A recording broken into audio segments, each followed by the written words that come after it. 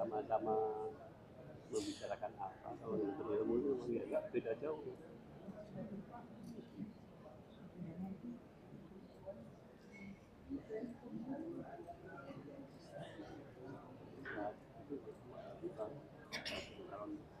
Ngomongnya kan rumah tapi penting banget tuh.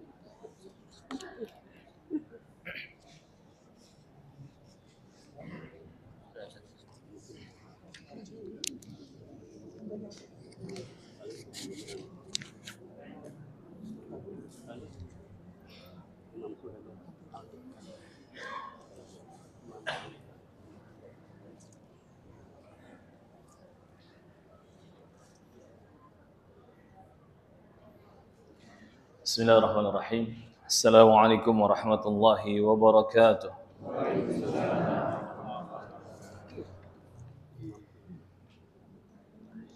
Innal hamdalillah nahmaduhu wa nasta'inuhu wa nastaghfiruh wa na'udzu billahi minasy syururi anfusina aw min sayyiati a'malina. Man yahdihillahu fala mudilla lahu wa man yudlilhu fala hadiya lahu. أشهد أن لا إله إلا الله وحده لا شريك له إقرارا به وتوحيدا وأشهد أن محمدا عبده ورسوله اللهم صل على محمد وعلى آل محمد كما صليت على إبراهيم وعلى آل إبراهيم إنك حميد مجيد اللهم بارك على محمد وعلى آل محمد كما باركت على إبراهيم وعلى آل إبراهيم إنك حميد مجيد. Amma ba'd. Segala puji bagi Allah Subhanahu wa taala yang telah memberikan banyak kenikmatan kepada kita semua. Nikmat lahiriah ataupun nikmat batiniyah. Dan semoga Allah Subhanahu wa taala menjaga kita semua di atas nikmat-nikmat tersebut sampai kita meraih husnul khatimah. Allahumma amin. Dan bagi seorang hamba yang betul-betul menghambakan dirinya kepada Allah Subhanahu wa taala, maka tak banyak cita-cita dan tak panjang angan-angan. Cukuplah nanti ketika kita mati, Allah Subhanahu wa taala Rabbul Izzati mengampuni dosa-dosa kita dan kesalahan diri. Kaum muslimin dan muslimat, para pejuang fillah rahimani wa rahimakumullah. Berbicara tentang vonis surga dan neraka. Kita sebagai orang beriman meyakini dunia sementara dan setelah dunia ada kehidupan yang kekal abadi selamanya, yaitu akhirat. Dan di akhirat hanya ada dua tempat kembali untuk semua manusia. Immal jannah wa imman nar. Mungkin manusia akan masuk ke surga dan mungkin manusia akan masuk ke neraka. Dan ini yang difikirkan oleh Abu Hurairah radhiyallahu anhu. Sampai manusia selevel Abu Hurairah radhiyallahu anhu menangis di akhir hidupnya. Sebelumnya diinformasikan kepada jamaah seluruhnya, baik ikhwan ataupun akhwat, agar bisa bergeser tempat duduknya, silahkan maju ke depan. Ini permintaan resmi dari panitia. Silahkan geser ke depan, barangkali nanti ada yang datang terlambat sehingga masih bisa mendapatkan tempat duduk di dalam masjid. Yang akhwat pun sama, silahkan geser ke depan. Jangan takut duduk di depan, tidak akan ada ujian. Tidak bakal ditanya, istri antum berapa, suaminya mana, gak bakal ditanya. Insyaallah kita di sini sama-sama talabul ilmi mengejar ridha Allah Subhanahu wa taala. Sampai mana tadi? Abu Hurairah. Nama asli beliau Abdurrahman bin Sakhr. Abdurrahman bin Sakhr Ad-Dawsi Al-Yamani radhiyallahu anhu. Kita tahu level beliau seperti apa. Keimanannya, ilmunya. Bahkan ulama sepakat Abu Hurairah adalah sahabat yang paling banyak meriwayatkan hadis Nabi Muhammad sallallahu alaihi wasallam. Mengalahkan Abu Bakar, Umar, Utsman, Ali. Wajar karena Abu Hurairah mulazamah beberapa tahun langsung di sisi Rasulullah dan tidak melakukan aktivitas yang lain. Sampai meninggalkan pasar, meninggalkan kesempatan untuk berdagang, untuk menjadi orang kaya, ditinggalkan semua dunia. Khusus mulazamah beberapa tahun di samping di sisi Rasulullah sallallahu alaihi wasallam. Sampai makan pun sedapatnya. Dan sering beliau menahan rasa lapar, mengganjal perut dengan batu, sampai ketika sholat jatuh pingsan tak sadarkan diri. Itu Abu Hurairah. Makanya benar kata para ulama, la yunalul ilmu birahatil jismi. Ilmu itu tidak akan didapat dengan badan yang nyaman, yang santai-santai, yang enak-enak, yang dimanja, nggak bisa. Harus ada perjuangan dan usaha. Nah, ternyata Abu Hurairah ini radhiyallahu anhu menangis sejadi-jadinya di akhir hidupnya. Padahal seharusnya tersenyum. Kenapa? Bekalnya sudah banyak. Faqila lahu, ditanyakan kepada beliau, ma yubkika ya Aba Hurairah? Apa yang membuatmu menangis wahai Abu Hurairah radhiyallahu anhu? Jawabannya mencambuk kita semua. Qillatuz zad. Aku masih sedikit perbekalan. Aku masih kurang perbekalan untuk kehidupan akhirat. Sedangkan perjalanan itu masih panjang. Dan di ujung jalan sana immal jannah wa imman nar. Hanya ada surga dan hanya ada neraka.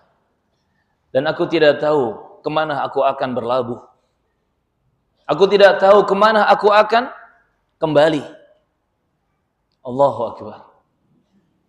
Ini selevel Abu Hurairah, teman-teman, rahimakumullah.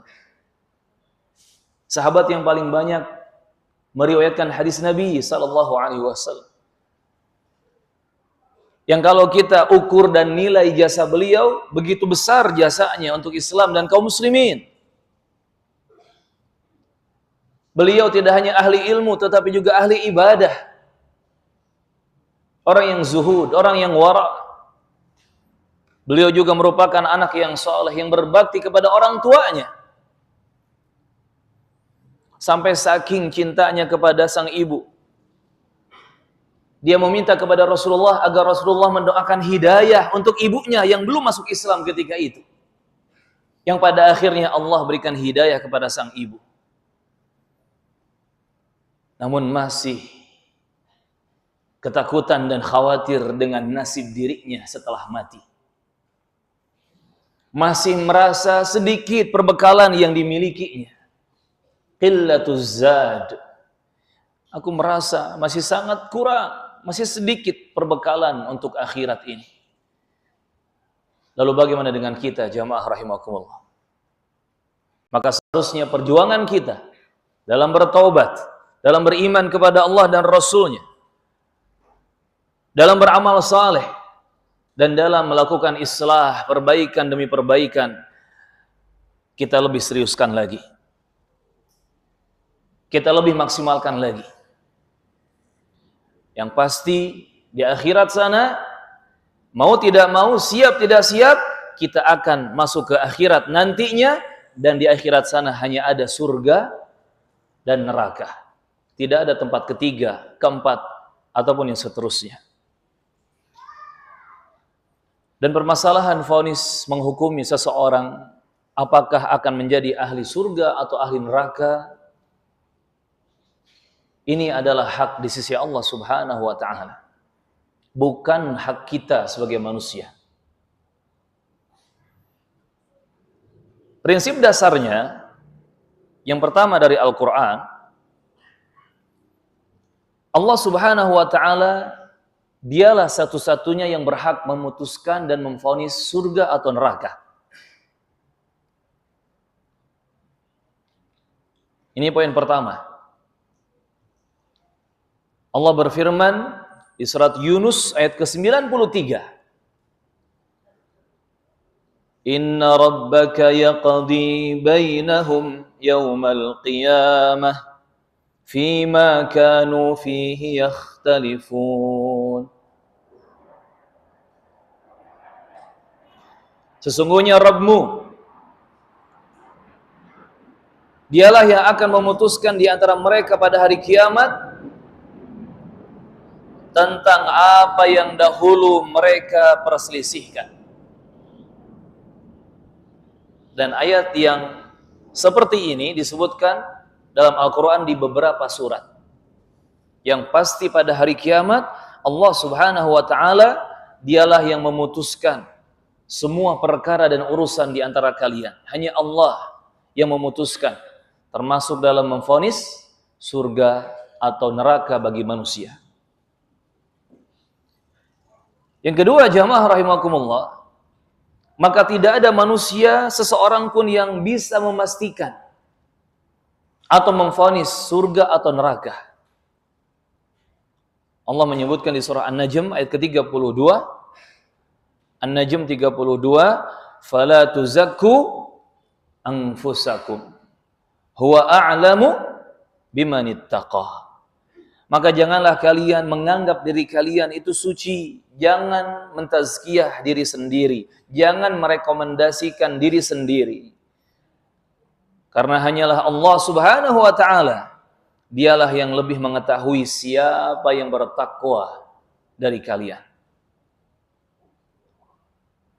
Maka urusan vonis memvonis, surga akah, neraka akah, fulan pasti masuk surga, fulan pasti masuk neraka, itu hak mutlak milik Allah Subhanahu wa ta'ala.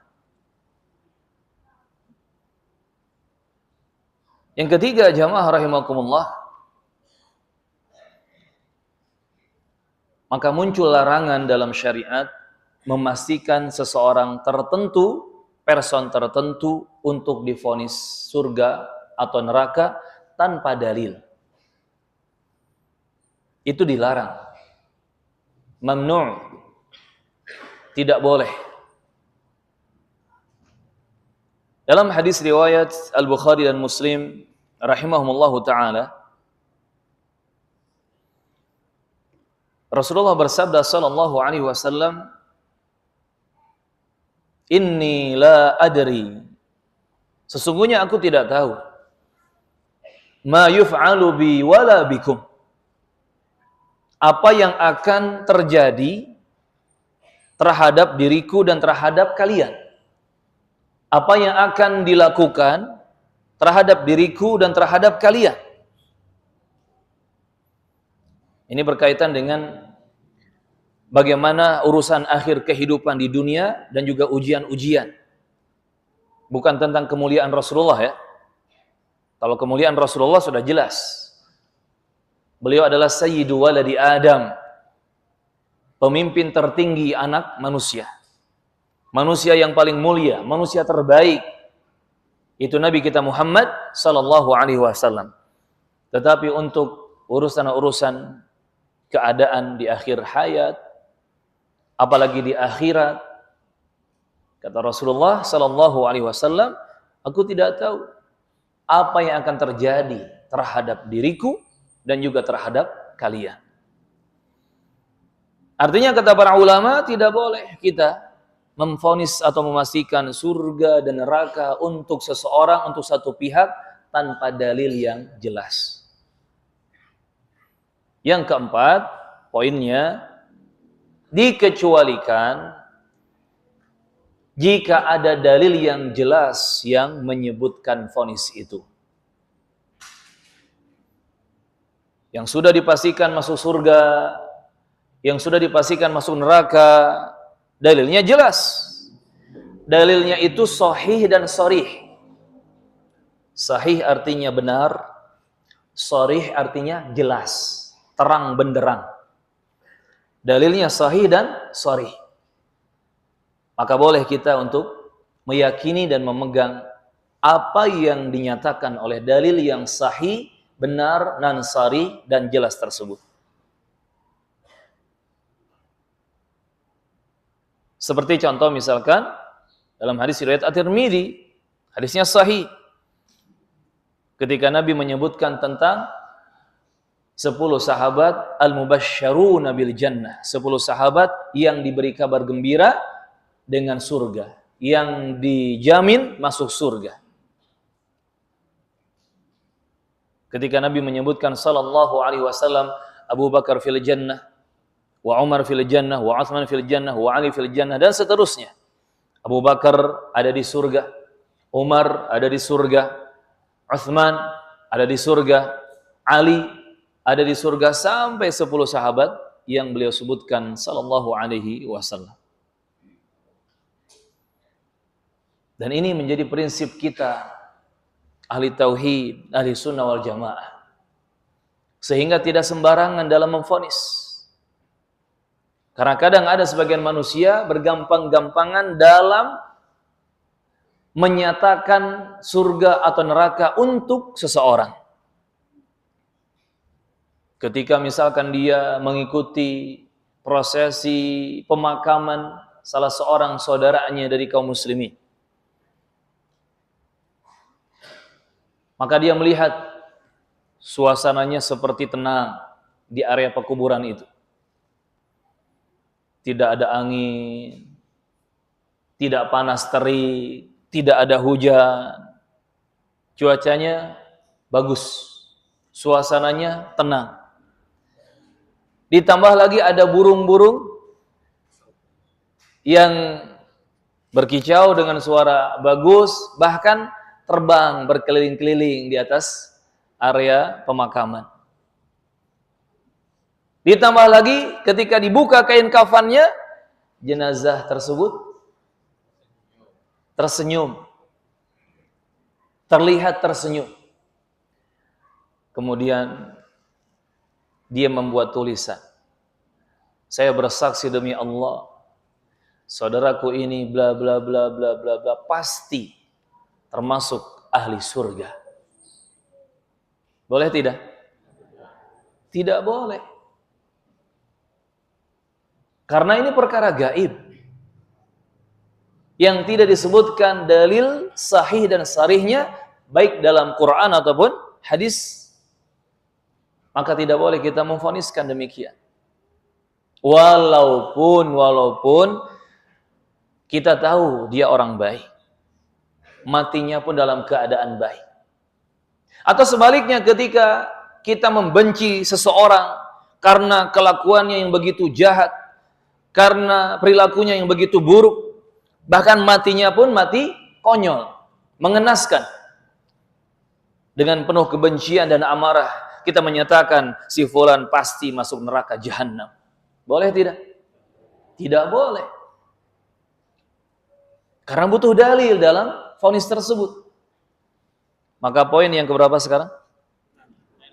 Poin kelima. Namun kita hanya bisa berharap dan berdoa. Semoga saudara kita yang meninggal, yang terlihat tanda-tanda kebaikan darinya, Allah ampuni dia. Allah rahmati dia. Allah tempatkan dia di Jannah Firdaus. Allah tinggikan kedudukannya, kemuliaan dan derajatnya. Kita bisa berharap, kita bisa berdoa, kita bisa meminta kepada Allah Subhanahu wa taala. Begitupun untuk seseorang yang meninggal dunia, kita lihat banyak tanda keburukan dalam hidupnya, tapi dia masih muslim.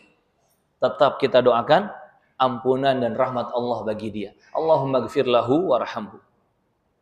Dan seterusnya. Maka dibedakan jamaah rahimakumullah antara mendoakan jenazah muslim dengan jenazah non-muslim. Orang muslim yang meninggal dunia dengan orang kafir yang mati. Beda hukum dalam mendoakannya. Saudara-saudara kita yang muslimin, yang mukminin, seumur hidup, ketika mereka masih hidup, kita doakan kebaikan. Doa kebaikan apapun silahkan. Sehat, panjang usia, berkah umurnya, rezekinya dibentangkan, kemudian diberi kebahagiaan, penjagaan Allah, ditolong oleh Allah. Doakan untuk dia segala kebaikan. Begitupun ketika nanti dia wafat, ditambah lagi doa kebaikan untuk dia. Allahumma gfir lahu warhamhu wa'afi wa'fu anhu, dan seterusnya. Allahumma gfir lahu, ya Allah ampuni dia, warhamhu, rahmati dia. Wa thabbithu, kokohkan dia menghadapi fitnah kubur. Wa askinhu jannatal firdaus, tempatkan dia di surga firdaus, dan seterusnya. Doakan kebaikan. Tetapi untuk orang-orang kafir atau musyrik, orang-orang non-muslim, kalau mereka masih hidup, boleh kita doakan kebaikan-kebaikan bagi mereka. Kita punya keluarga masih kafir, atau kita punya tetangga atau teman atau kenalan, dia orang kafir. Boleh kita mendoakan kebaikan bagi dia. Kebaikan apapun. Semoga Allah memberimu kesehatan, semoga Allah menjagamu, semoga Allah mempermudah urusan-urusanmu, semoga Allah memberimu hidayah. Ini doa terbaik, ya kan? Semoga Allah memberimu hidayah, hidayah Islam, hidayah iman, hidayah tauhid, hidayah sunnah Nabi, dan seterusnya. Termasuk urusan dunia, doakan, silakan. Tapi kalau seorang kafir atau musyrik atau non-muslim ini mati, mamnu', maka dilarang. Manhiyun anhu, dilarang, tidak boleh kita mendoakan kebaikan apapun untuk mereka. Karena orang yang matinya di atas kekufuran atau kesyirikan, maka dipastikan masuk neraka Jahannam. Itu keyakinan orang beriman. Secara umum, kita meyakini siapapun yang mati di atas kekufuran, kesyirikan, jelas terang benderang matinya seperti itu, maka dipastikan masuk azab neraka. Ini harus diyakini oleh orang beriman, karena dalilnya jelas. Sehingga kalau sudah dipastikan menjadi ahli neraka, bahkan khalidina fiha, kekal selama-lamanya di dalamnya, abadan daima, tidak boleh kita mendoakan kebaikan apapun. Dan bukan hanya umat manusia biasa seperti kita. Bahkan sampai para nabi pun dilarang oleh Allah Subhanahu wa ta'ala. Masih ingat kisah Nabi Ibrahim? Dilarang oleh Allah Azza wa Jalla mendoakan siapa? Bapaknya sendiri. Padahal Ibrahim ini anak yang soleh kepada orang tuanya. Dan wajar kalau anak yang soleh ingin mendoakan kebaikan bagi orang tuanya yang sudah meninggal dunia. Tapi masalahnya bapaknya mati di atas kekufuran.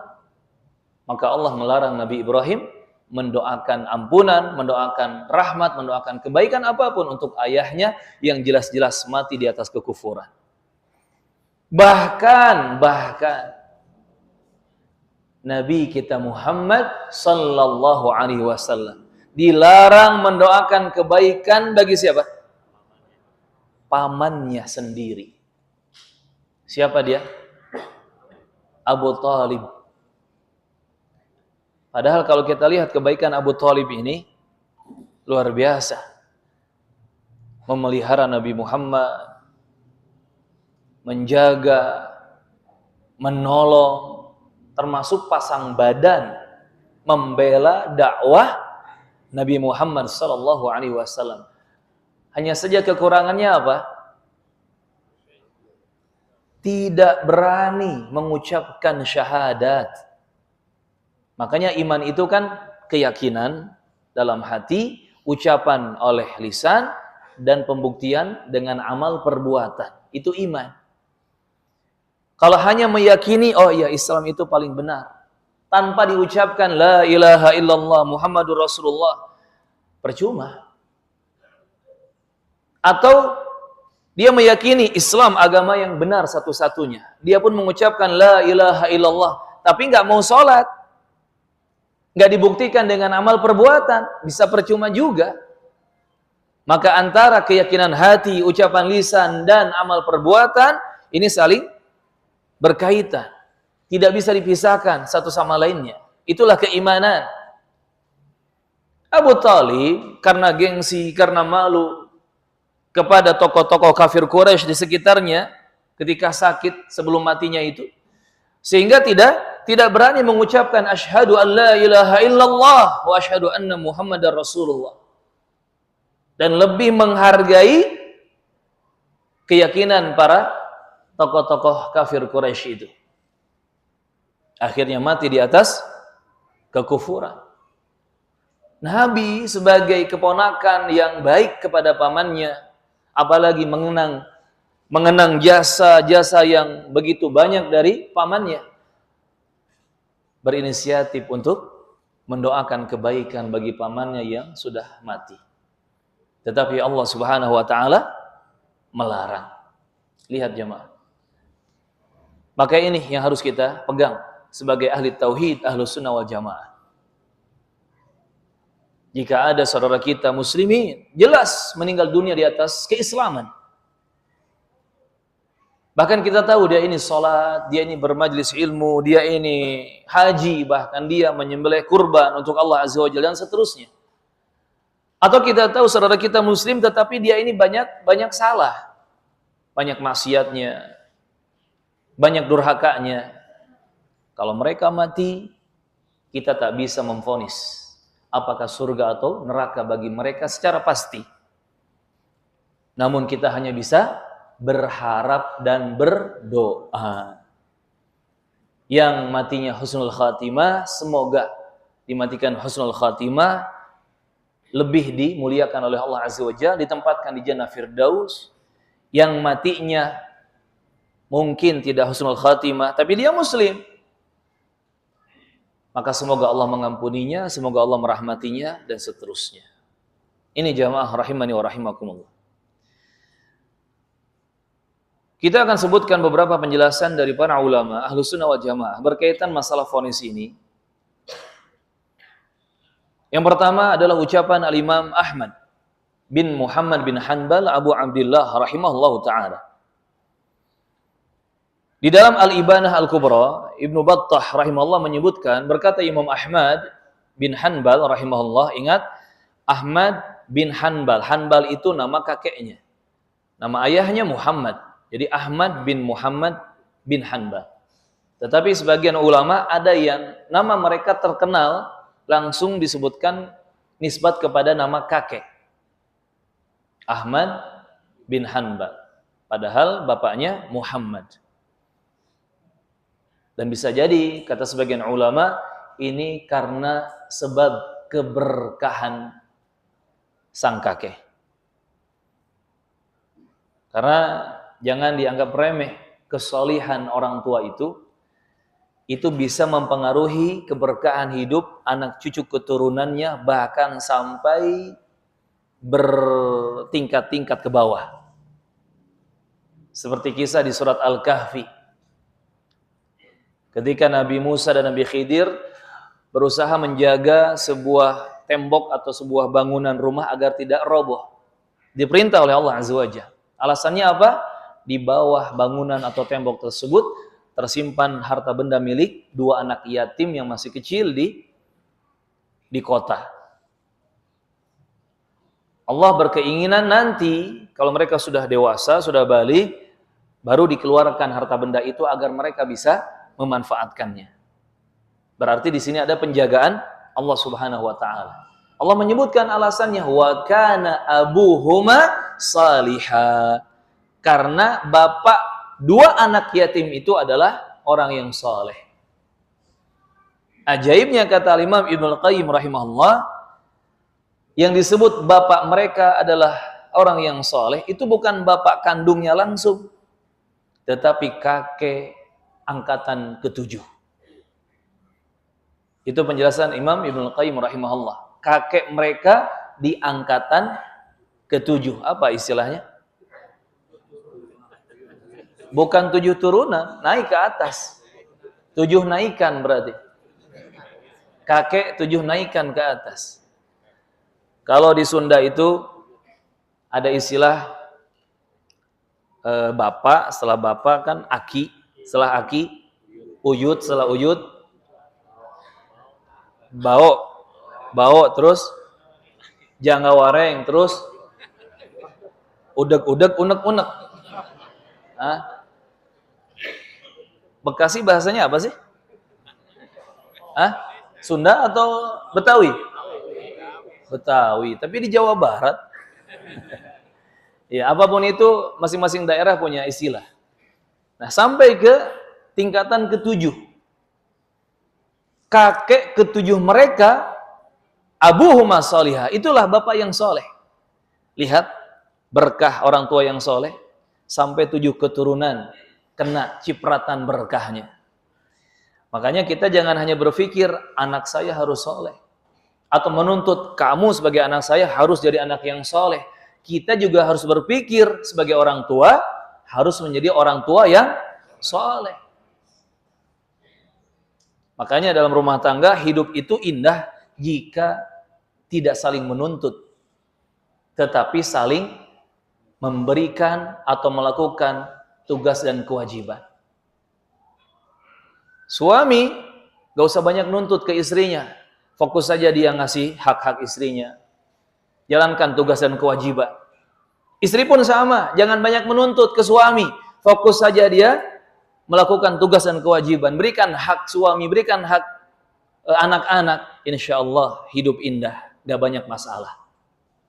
Tapi kalau ini nuntut, itu nuntut, saling menuntut, selalu menuntut masing-masing, mana hak saya, kenapa tidak begini untuk saya, mana milik saya, kenapa tidak ditunaikan, kenapa tidak diberikan, saling menuntut, bakal banyak masalah jemaah. Orang tua ke anak pun sama, anak ke orang tua pun sama. Maka ingat, tidak hanya anak soleh yang dituntut soleh, tetapi orang tua soleh juga dituntut kesolehannya. Ya, kembali kepada Imam Ahmad. Kata Imam Ahmad rahimahullahu ta'ala, Abu Abdillah, wala nashhadu li ahadin bi jannah wala narin.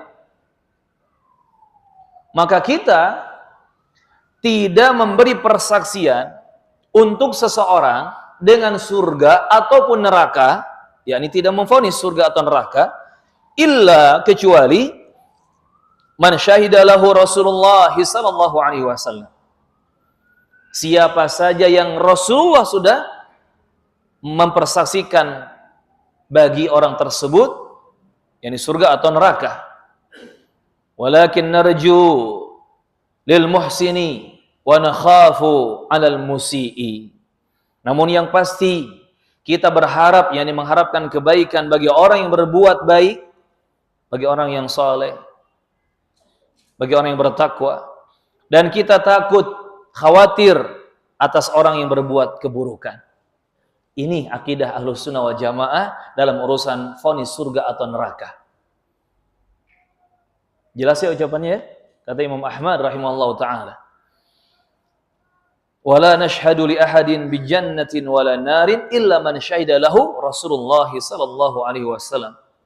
Kita tidak mempersaksikan untuk seseorang apakah dia pasti masuk surga atau pasti masuk neraka, kecuali siapa saja yang telah Rasulullah persaksikan. Artinya ada dalilnya. Walakin akan tetapi narju lil muhsin wa nakhafu 'alal musi. Kita hanya bisa berharap kebaikan untuk orang-orang yang baik dan khawatir, kita merasa takut atas orang-orang yang berbuat keburukan. Selanjutnya ada ucapan dari Syekhul Islam Ibnu Taimiyah rahimahullahu ta'ala. Kita sering mendengar nama Ibnu Taimiyah, ya kan? Pertanyaannya, siapa nama asli beliau?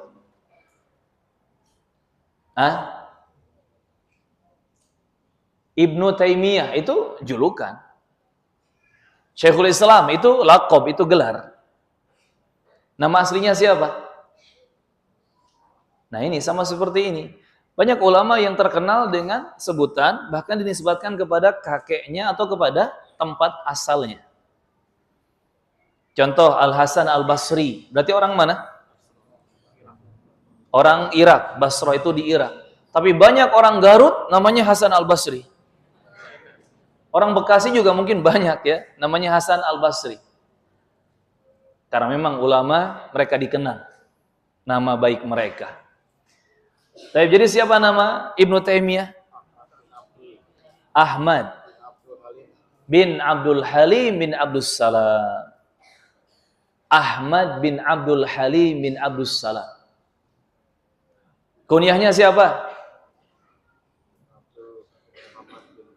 Kunyah itu yang didahului Abu atau Ummu, dan itu sunnah.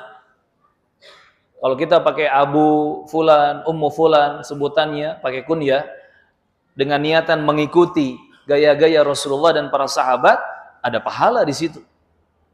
Maka jangan malu untuk dipanggil Abu Ahmad, Abu Ja'far.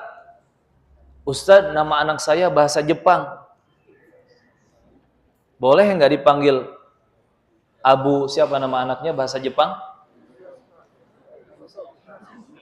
Abu Bento. Boleh kalau memang itu anaknya. Gak masalah. Karena Abu adalah artinya ayah dari. Ummu, ibu dari. Ibnu Taimiyah kunyahnya Abul Abbas. Ahmad bin Abdul Halim bin Abdus Salam Abul Abbas. Wallahi demi Allah, sudah harus mulai kita ini menyukai sejarah para orang-orang soleh, sahabat, tabi'in, tabi'un tabi'in, dan ulama-ulama soleh yang mengikuti jejak mereka. Dimulai dari mengenal nama mereka siapa, kunyah mereka siapa, nisbat mereka apa, sampai kepada nanti biografi hidup mereka, sejarah hidup mereka. Kenapa? Dari kita membuka sejarah para ulama Islam, ulama tauhid dan sunnah, kita akan mendapatkan banyak pelajaran hidup. Bayangkan, ketika misalkan orang tua kita bercerita tentang kakek nenek kita. Jang, masih ada yang manggil Jang di Bekasi? Atau Neng misalnya. Dulu kakek kamu itu, nenek kamu itu begini, begini, begini. Bercerita. Kira-kira ada pelajaran nggak di situ? Ada hikmah nggak? Ada. Bahkan banyak terkadang. Bayangkan, dari cerita hidup orang tua kita saja, kakek nenek kita saja, kita bisa mendapatkan pelajaran berharga yang itu bisa kita jadikan bekal hidup di keseharian kita. Lalu bagaimana kalau yang kita buka adalah generasi sahabat Nabi, generasi tabi'in, tabi'un tabi'in. Kita sebut nama-nama para sahabat, nama-nama ulama tabi'in, ulama tabi'un tabi'in dan seterusnya. Maka banyak pelajaran dalam membaca sejarah kehidupan orang-orang saleh. Barakallahu fiikum. Nah, Syekhul Islam Ahmad bin Abdul Halim bin Abdus Salam Abul Abbas yang terkenal dengan sebutan Ibnu Taimiyah rahimahullah, beliau mengatakan di dalam Majmu' al-Fatawanya, Ahlus sunnati wal jamaah la yashhadun limuayyanin bil jannati awin nari. Ahlus sunnah wal jamaah, ahlu tauhid, mukminin, muslimin, mereka tidak mempersaksikan, yakni tidak memvonis untuk person tertentu, untuk seseorang tertentu dengan surga ataupun neraka. Illa, kecuali man syahida lahun nas, siapa saja yang dipersaksikan oleh nas dalil. Ingat tadi dalilnya harus sahih dan sharih, benar dan jelas. Bal yarjuna lil muhsin wa yakhafuna 'alal musii. Sama ucapannya seperti Imam Ahmad. Bal, melainkan yarjun, ahlus sunnah wal jamaah hanya bisa berharap lil muhsin, bagi orang-orang yang baik, mengharapkan kebaikan untuk mereka, wa yakhafuna 'alal musii, dan merasa takut khawatir atas orang-orang yang berbuat keburukan. Sama prinsipnya. Maka inilah keindahan Ahlus Sunnah wal Jamaah.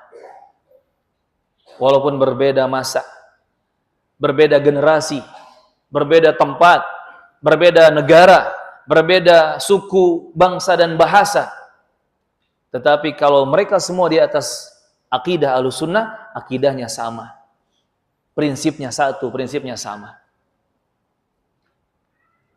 Begitupun Syekhul Islam Ibnul Qayyim Al-Jauziyah rahimahullah. Sama Ibnul Qayyim juga nama aslinya bukan Ibnul Qayyim. Makanya nggak ada ulama zaman dulu dipanggil Syekh Ibnu gitu. Ustadz Ibnu nggak ada. Itu julukan saja Ibnu Taimiyah, Ibnul Qayyim. Ibnul Qayyim Al-Jauziyah nama aslinya Muhammad. Muhammad bin Abi Bakar. Terkenal dengan sebutan Ibnul Qayyim Al-Jauziyah rahimahullah ta'ala. Di dalam Shawa'iq Mursalah disebutkan, kata Ibnul Qayyim rahimahullah, al-hukmu 'alal mu'ayyan bil jannati wan nar awin nar mauqufun 'alan nassi wal ijma'. Menghukumi atas individu atau person tertentu dengan vonis surga ataupun neraka, mauqufun, maka itu harus mauquf, mengikuti atau berdasarkan nas dan ijma'. Nas dalil dan ijma' kesepakatan ulama Islam. Wa amma ghairul muayyan, adapun yang selain itu, selain person tertentu, fanarju lahul khair wa nakhafu alaihi syarr, maka kita hanya bisa sebatas berharap kebaikan untuk orang yang baik dan khawatir akan keburukan bagi orang yang berbuat buruk. Makanya orang mukmin itu, orang Islam itu penuh dengan rahmat. Kalau ada saudaranya meninggal dunia dan terbukti kesolehannya banyak, maka diharapkan dia mendapatkan kebaikan yang lebih baik dari Allah Subhanahu wa taala. Didoakan yang baik-baik. Dan kalau saudaranya muslim meninggal dunia di atas Islam, tapi dia tahu orang ini banyak kekurangan, banyak bedegongnya kalau kata Bandung mah. Apa itu bedegong? Banyak nakalnya gitu ya. Ini orang banyak nakalnya, maka didoakan ampunan Allah Azza wa Jalla baginya. Allahumma ighfir lahu wa tub alaihi, ya Allah ampuni dia, terima taubatnya dan seterusnya. Karena kita khawatir keburukan menimpa orang tersebut. Ini akhlak seorang mukmin. Ini akhlak seorang Ahlus Sunnah wal Jamaah dalam menyikapi saudaranya yang meninggal dunia. Maka tidak sembarangan langsung memvonis, oh ini ahli neraka. Kenapa? Dia belum bayar hutang sama saya. Urusan hutang langsung vonis neraka aja. Memang hutang itu kebawa ke akhirat, tapi nggak bisa juga langsung vonis neraka. Taib, ahibati fillah rahimani wa rahimakumullah. Maka prinsip tersebut yang kita jelaskan di atas hendaknya betul-betul dipegang agar kita tidak salah dalam menyikapi seseorang yang meninggal dunia. Barakallahu fiikum. Jadi simpel ya. Kita tidak memvonis surga atau neraka kecuali jika dalil memvonisnya. Qur'ankah atau hadis yang sahih? Baik secara umum, kelompok, ataupun secara khusus, individu atau person tertentu. Jika Quran dan hadis yang sahih memvonis surga atau neraka, kita pegang, kita imani, kita yakini. Masuk di akal ataupun gak masuk di akal. Kita dahulukan keimanan. Dan sebaliknya kalau tidak ada vonis jelasnya dari Quran atau hadis tentang orang ini surga atau neraka tempat kembalinya, maka kita pun tidak memvonis apa-apa. Maka yang lebih selamat di sini kita mengucapkan Allahu a'lam. Tadi kaidahnya narju lil muhsin wa nakhafu 'alal musi'. Kita hanya bisa berharap kebaikan untuk orang yang baik dan mengkhawatirkan keburukan atas orang yang buruk. Agar lebih jelas, jamaah rahimani wa rahimakumullah, ahibati fillah wa hayyakumullah jami'an, kita akan sebutkan contoh-contoh siapa saja yang boleh kita vonis surga atau neraka karena memang dalilnya jelas. Langsung turun dari Allah dan Rasulnya tentang vonis bagi mereka. Yang pertama kita sebutkan dulu berarti golongan yang divonis surga. Yang pertama, jelas ada tadi al-asyrah al-mubasysyarun bil jannah. 10 sahabat, 10 orang mulia yang diberi kabar gembira dengan surga. Dalam hadis yang sahih riwayat At-Tirmidzi, Nabi bersabda sallallahu alaihi wasallam, Abu Bakrin fil jannah, wa Umar fil jannah, wa Utsman fil jannah, wa Ali fil jannah. Abu Bakar di surga, Umar pun di surga, Utsman pun di surga, Ali juga di surga.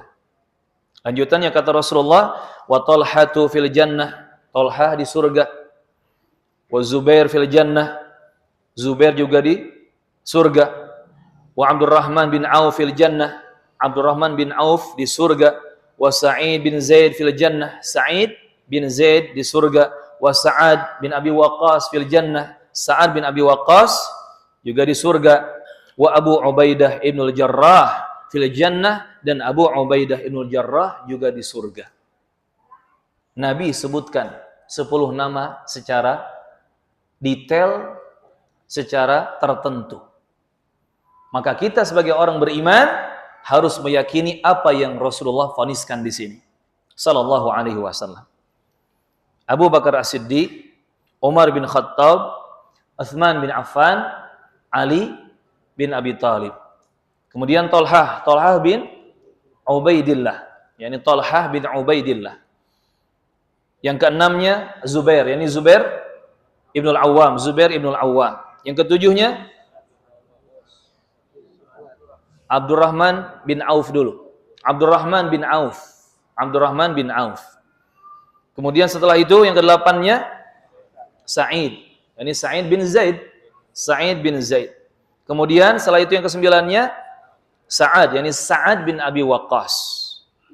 Yang ke-10 Abu Ubaidah ibnul Jarrah. Hafal jemaah?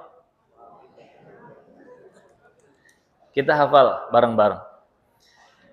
Yang pertama Abu Bakar As-Siddiq. Yang kedua Umar bin Khattab. Yang ketiga Utsman bin Affan. Yang keempat Ali bin Abi Thalib. Lihat, urutan ini nggak boleh digeser-geser. Abu Bakar pertama, Umar kedua, Utsman ketiga, Ali keempat. Maka siapa yang benci kepada orang-orang mulia ini, dipertanyakan keimanannya kepada Rasulullah Muhammad sallallahu alaihi wasallam. Yang kelima siapa? Talha bin Ubaidillah, bukan Talha bin Zubair. Zubair nanti. Talha bin Ubaidillah. Yang keenam Zubair ibnul Awwam. Yang ketujuh Abdurrahman bin Auf. Yang kedelapan Sa'id dulu. Sa'id bin Zaid. Sa'id bin Zaid. Yang kesembilan Sa'ad bin Abi Waqqas. Yang ke-10 Abu Ubaidah ibnul Jarrah. Antum Pak kalau punya anak 10 dikasih nama ini, bahagia rumah tangganya. Ustaz udah gak keburu Ustaz. Ya minimal cucu-cucunya lah. Berikan nama kepada mereka, nama-nama yang mengingatkan kita kepada orang-orang soleh. Yang kalau kita menyebut atau memanggil nama mereka, kita terinspirasi lagi. Kita termotivasi lagi. Kan dua hal ini yang dibutuhkan manusia dalam hidup kan? Inspirasi dan motivasi. Dan itu semua ada di dalam sejarah kehidupan orang-orang soleh. Sahabat, tabi'in, tabi'ut tabi'in. Tentang akidah, tentang akhlak mulia, tentang perjuangan hidup, tentang dakwah, tentang kesabaran, bahkan urusan bisnis dan dagang. Kalau kita nyari inspirasi dan motivasi, buka tuh sejarah as-salafus saleh, orang-orang yang soleh tadi. Taib, ini yang pertama. Sudah 10 orang tuh. Nabi memvonis surga bagi mereka, maka kita ikut meyakini. Ya, 10 orang tadi, dari mulai Abu Bakar sampai Abu Ubaidah ibnu Jarrah, 10 orang sahabat yang mulia ini, kita yakini mereka masuk surga. Yang kedua, Di sana ada Bilal bin Rabah radhiyallahu anhu. Dalam hadis riwayat Al-Bukhari dan Muslim rahimahumullahu taala disebutkan Rasulullah sallallahu alaihi wasallam mendengar alas kaki Bilal di surga. Lalu Rasulullah bertanya kepada Bilal, "Ya Bilal, wahai Bilal, hadithni bi arja amalin amiltahu fil Islam." Beritahu aku amalan apa yang paling engkau harapkan dalam Islam. Fa inni sami'tu daffa na'alaika baina yaday fil jannah. Karena aku telah mendengar suara sandalmu atau suara terompahmu atau suara alas kakimu. Na'alaik berarti dua, sepasang alas kaki. Suara dua sandalmu, suara dua alas kakimu di hadapanku di jannah, di surga Allah Subhanahu wa taala. Jadi bukan hanya di surga, tetapi lebih detail Nabi menyebutkan baina yadai, di hadapanku, dan itu di surga. Sudah mah di surga, di hadapan Rasulullah pula. Di sini Rasulullah bertanya kepada Bilal bin Rabah radhiyallahu anhu. Nabi penasaran apa amalan spesial yang dimiliki oleh Bilal bin Rabah. Pada akhirnya maka Bilal menceritakan, "Ya Rasulullah, aku tidak memiliki amalan spesial, melainkan jika aku telah bersuci, maka aku berusaha untuk sholat sunat rakaatain, 2 rakaat. Sehingga muncul istilah dalam fikih sholat sunat toharoh setelah bersuci. Atau orang tua kita bilang syukrul wudu, bersyukur setelah wudu, bersyukur setelah bisa bersuci dengan sholat sunat 2 rakaat. Dan hadis ini juga menjadi dalil bahwa yang namanya sunnah itu datang dari Rasulullah dan dari para sahabatnya radhiyallahu anhum. Makanya Nabi menegaskan dalam hadis yang sahih, "Alaikum bisunnati wa sunnatil khulafa'ir rasyidina al-mahdiyina min ba'di."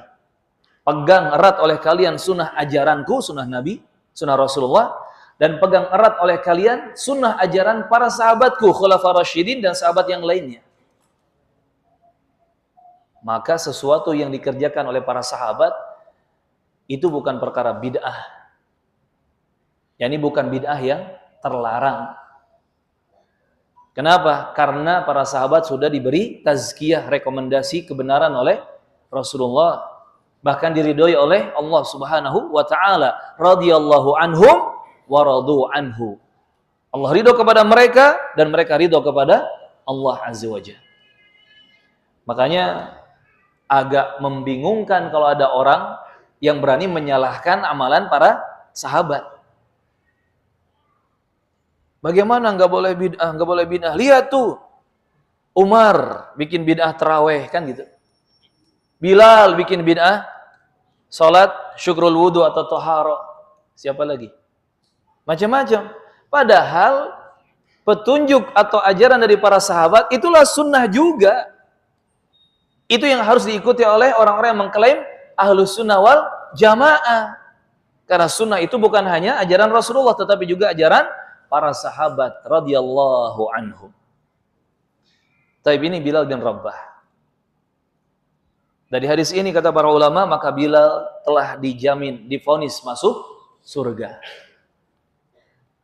Karena tidak mungkin seseorang itu sendalnya, barang milik dia masuk surga, tapi orangnya ketinggalan ya di Bekasi, nggak mungkin. Pasti orangnya lebih berhak untuk masuk surga.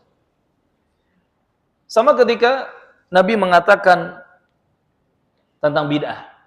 Bid'ah itu adalah perkara muhdats. Segala sesuatu yang dibuat-buat, yang nggak ada petunjuknya dalam agama, dalam ibadah, lalu dilakukan. Itu muhdats, itu bid'ah. Lalu Nabi mengatakan, wa kulla bid'atin dhalalah. Setiap perkara baru dalam agama sesat. Wa kulla dhalalatin finnar. Setiap kesesatan masuk neraka. Ada sebagian orang yang bodoh mengatakan, oh nggak apa-apa. Kan yang masuk neraka itu kesesatannya. Lafaz hadisnya wa kullu dhalalatin finnar, setiap kesesatan masuk neraka. Siapa yang masuk neraka? Pelakunya atau kesesatannya?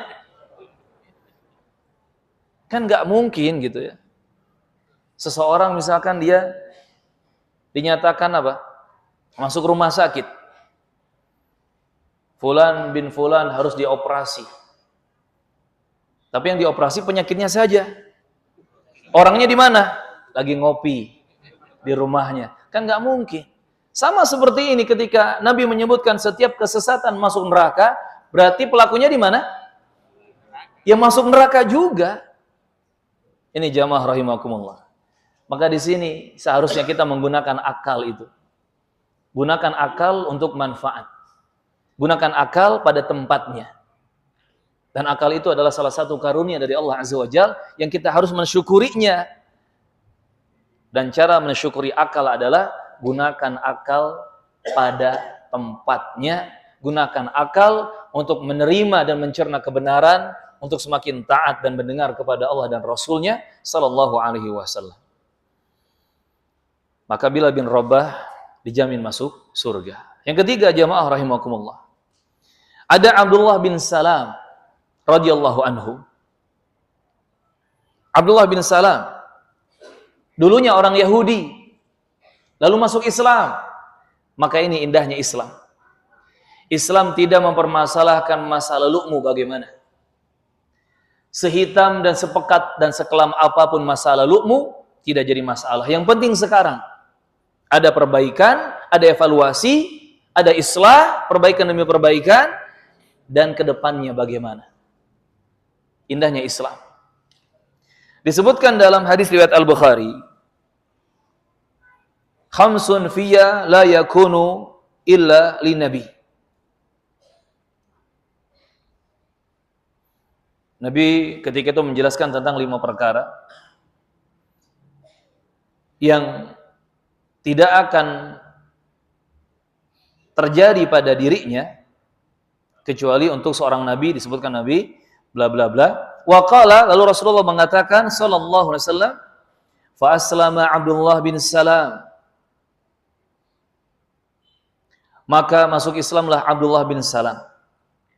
Faqala an-nabi, dan Nabi bersabda sallallahu alaihi wasallam, yakhruju Abdullah bin Salam min ahlil jannah. Setelah tahu Rasulullah, setelah mengetahui Abdullah bin Salam masuk Islam yang asalnya Yahudi, maka Nabi mengatakan yakhruju Abdullah bin Salam min ahlil jannah, maka Abdullah bin Salam akan keluar bersama rombongan dari penghuni surga. Artinya apa? Abdullah bin Salam divonis, dijamin oleh Rasulullah termasuk golongan ahli surga. Hadisnya sahih, riwayat Al-Bukhari. Hadis ke-3812. Maka kita juga harus meyakini Abdullah bin Salam divonis masuk surga oleh Rasulullah sallallahu alaihi wasallam. Walaupun ternyata masa lalunya kelam Yahudi. Dari dulu sampai sekarang manusia itu kalau mendengar istilah atau kata Yahudi, yang terbayangkan apa? Serem. Betul Pak, serem. Kejahatan, keburukan. Pokoknya nama bedegong. Bahkan di atas bedegong ada istilah apa lagi? Hah? Brutal. Ya, brutal mungkin ya. Itulah Yahudi. Emang karakternya seperti itu. Susah untuk diomong. Susah untuk dinasehati. Susah untuk diajak benar. Tetapi karena keislaman, Abdullah bin Salam menjadi mulia.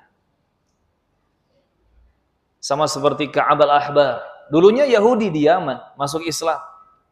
Ka'ab al-Ahbar, rahimahullah. Terus belajar, sampai akhirnya menjadi pengajar. Dan ketika Ka'ab al-Ahbar ini menyampaikan faidah ilmu dan nasihat, Umar bin Khattab duduk di sampingnya. Sekelas Umar bin Khattab, yang lebih senior imannya, Islamnya, bahkan usianya. Duduk di samping, di depan Ka'ab al-Ahbar, menyimak dengan penuh kekhusyuan, tawadu, menyimak dengan akhlak mulia, Subhanallah, karena keislaman. Masa lalu seseorang tidak dipermasalahkan. Yang penting sekarang lebih baik, besok, lusa, dan masa depan seterusnya, dia lebih baik. Dia istiqomah. Taib, ini yang ketiga, Abdullah bin Salam radhiyallahu anhu.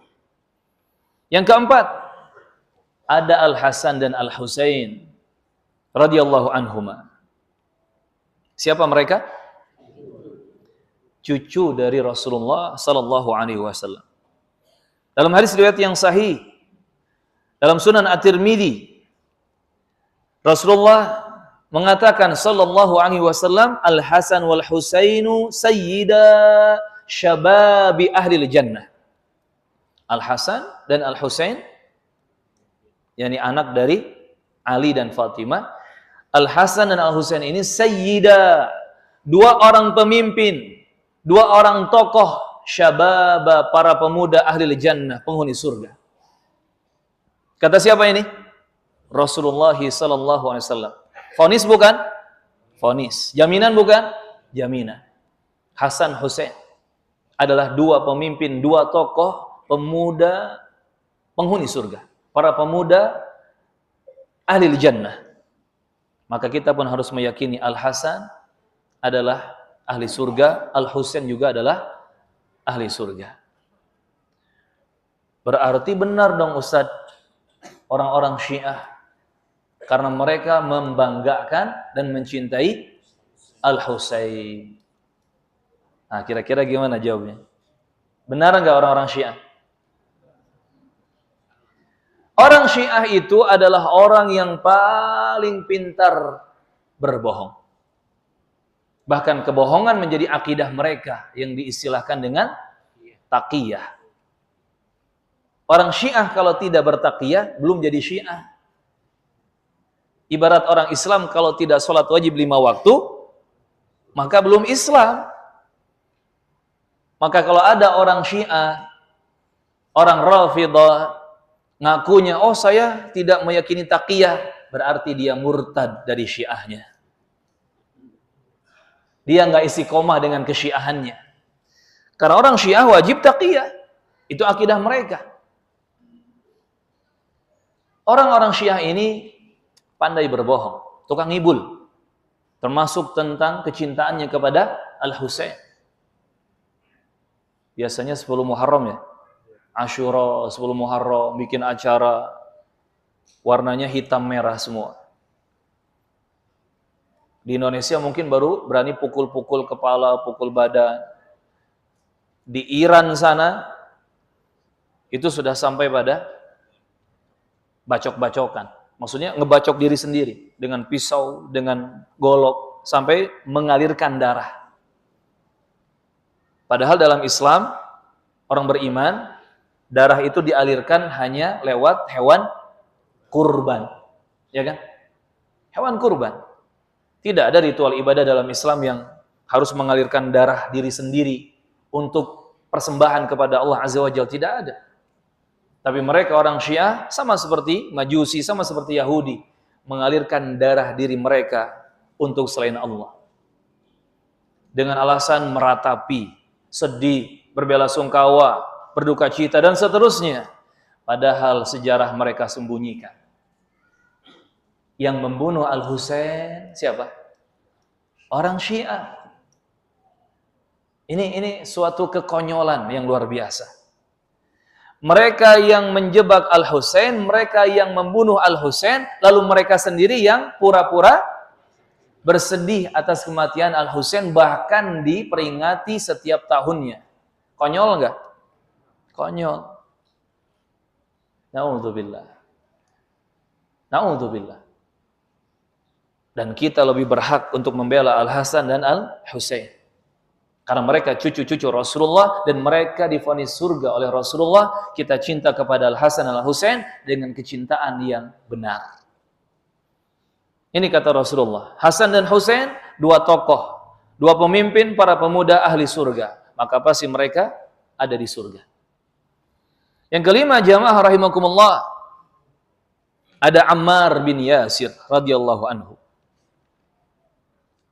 Disebutkan hadis oleh Imam At-Tirmidzi rahimahullahu taala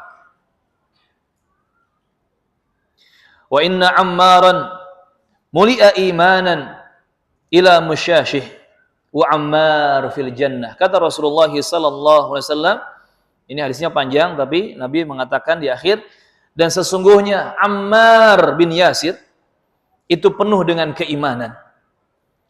Hatinya, jiwanya, dirinya penuh dengan keimanan. Imannya memenuhi tubuhnya ila musyashih, sampai ke sumsum tulangnya.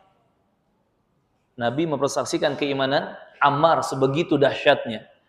Ammar bin Yasir ini orang yang beriman, dipenuhi dengan keimanan sampai ke sumsum tulangnya, penuh dengan keimanan. Berbeda dengan orang-orang di zaman sekarang. Orang-orang di zaman sekarang itu banyak yang imannya bahkan tidak menembus kulit luarnya. Dari luar terlihat beriman, tapi bagian dagingnya, tulangnya jauh dari keimanan. Contohnya apa? Orang yang masih makan harta haram, masih kerja riba, masih transaksi riba, masih menjual barang-barang yang haram, masih melakukan pekerjaan-pekerjaan yang haram secara syariat. Mungkin dia sholat,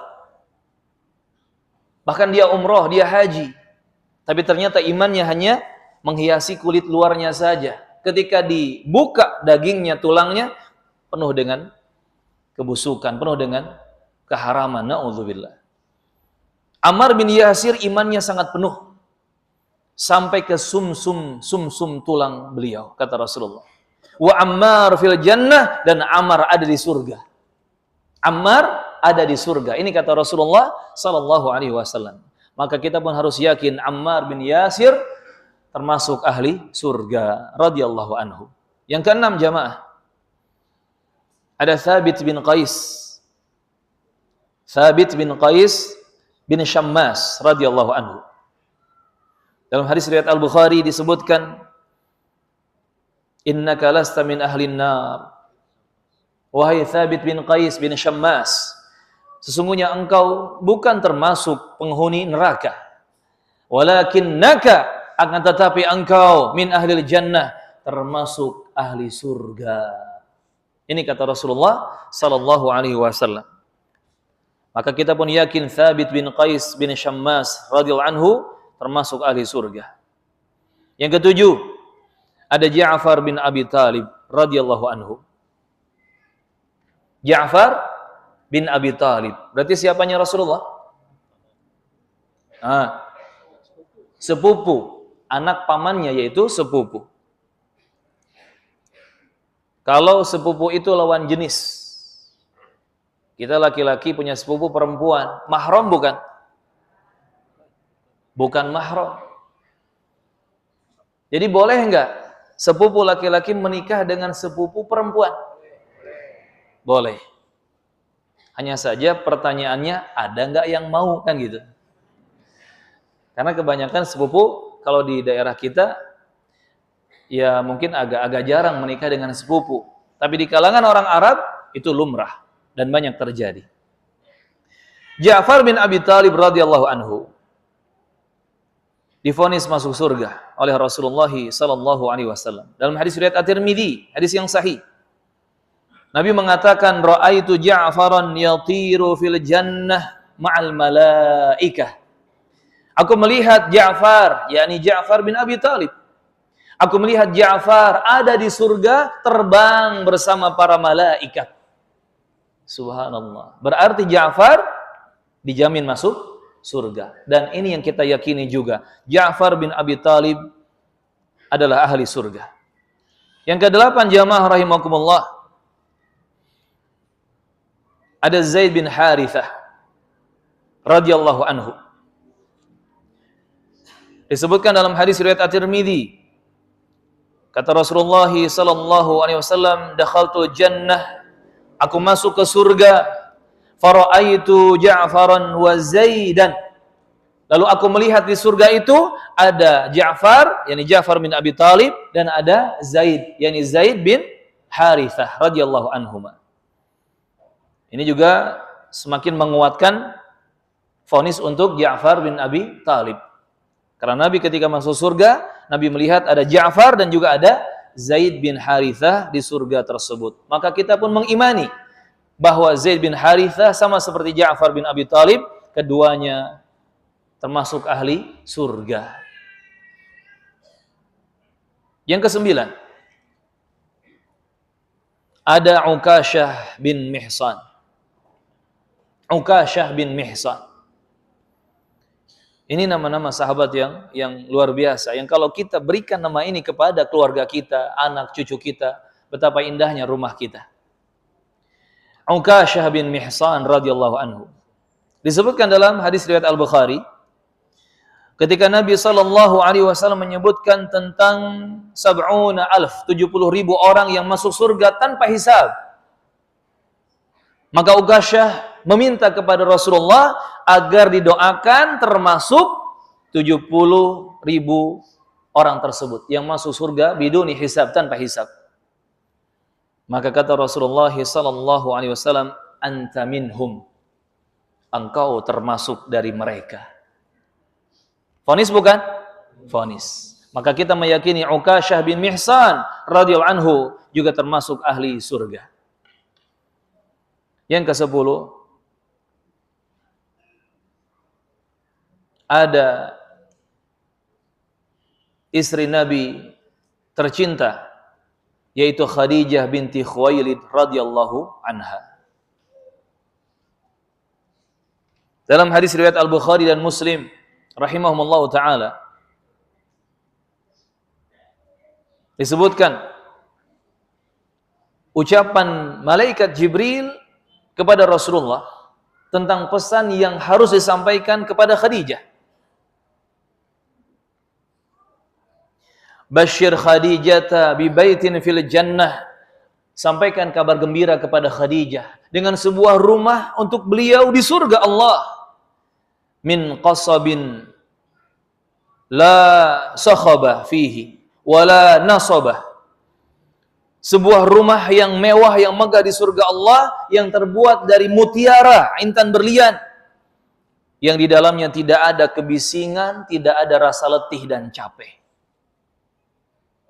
Silakan tanyakan kepada ibu-ibu, kepada istri-istri di rumah kita, apakah mereka lelah dengan hidup ini? Jawabannya pasti lelah.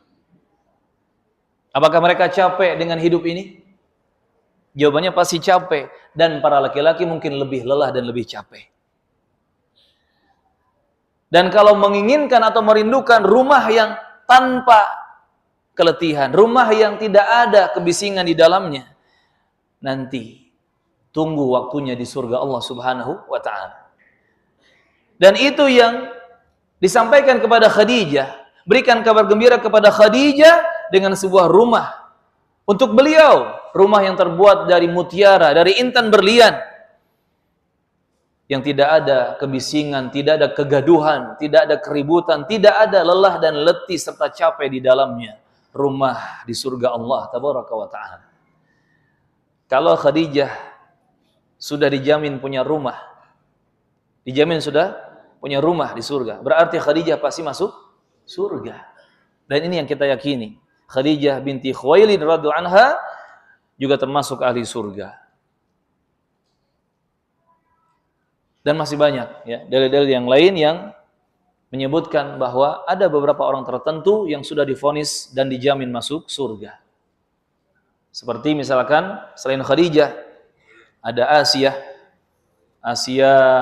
bintu Muzahim, ada Maryam bintu Imran, dan ada Fatimah bintu Muhammad. Dalam satu riwayat juga ada tambahan Aisyah binti Abi Bakar. Tambah Khadijah berarti 5 tuh. Khadijah, Asia, Maryam, Fatimah, Aisyah. 5 wanita yang pasti mendapatkan surga. Divonis, dijamin surga. Dan memang 5 wanita ini menjadi tokoh-tokoh wanita ahli surga. Selanjutnya sekarang, kita akan sebutkan contoh orang-orang yang sudah divonis neraka. Menurut dalil yang sahih dan sharih. Yang pertama ada, kita pakai si, nggak apa-apa ya. si Abu Lahab. Walaupun dia ini pamannya Rasulullah sallallahu alaihi wasallam, tetapi dia menolak keimanan, menolak Islam, bahkan memerangi Islam dan kaum muslimin, bahkan jahat. Begitu jahat kepada Nabi Muhammad sallallahu alaihi wasallam. Si Abu Lahab jelas divonis neraka. Dalilnya surat Al-Masad. Al-Lahab. Silakan baca dari ayat pertama sampai ayat terakhir. Ada berapa ayat tuh?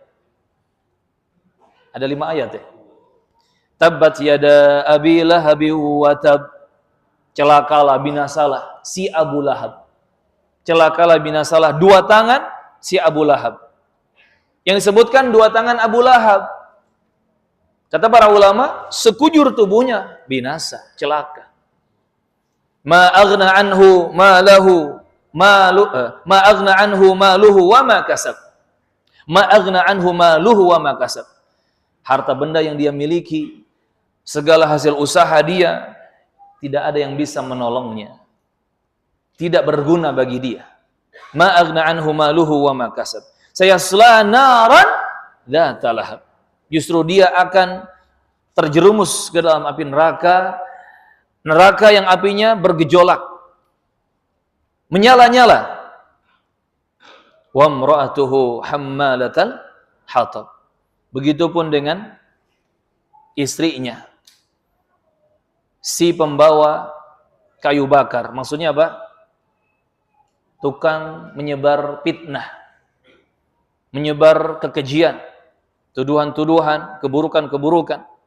Fi jidha hablum mim masad. Yang di lehernya ada tali dari sabut. Dan kata para ulama, dengan surat ini maka Abu Lahab dan istrinya divonis masuk neraka. Dan kita harus mengimani, harus meyakini. Abu Lahab dan istrinya. Siapa istrinya Abu Lahab? Bukan Ummu Lahab. Enggak selalu istri itu ngikut kunyah suami, enggak selalu.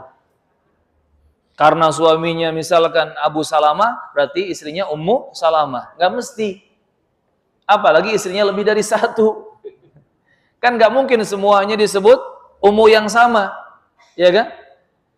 Maka Abu Lahab ini, istri yang dimaksud yang ikut juga divonis neraka adalah Ummu Jamil. Ummu Jamil.